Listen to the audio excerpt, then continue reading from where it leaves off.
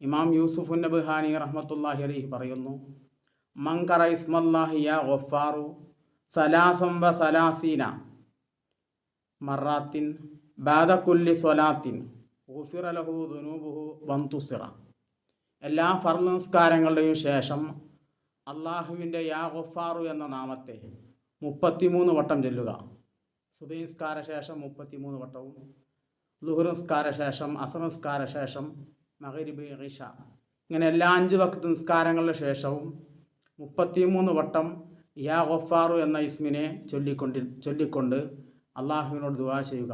എന്നാൽ എല്ലാ കാര്യങ്ങൾക്കും വിജയം ലഭിക്കുകയും അവൻ്റെ പാപങ്ങൾ പൊറുക്കപ്പെടുകയും ചെയ്യുന്നതാണ്. അള്ളാഹു സുബ്ഹാനഹു വ തആല അള്ളാഹുവിൻ്റെ മഹത്തായ ഈ ഗഫാറു എന്ന ഇസ്മിൻ്റെ ബർക്കത്ത് കൊണ്ട് നമ്മുടെ എല്ലാ പാപങ്ങളും പുറത്ത് വിജയികൾ അള്ളാഹു നമ്മെ ഉൾപ്പെടുത്തി അനുഗ്രഹിക്കട്ടെ. വ ആഖിറു ദഅവാന അനിൽ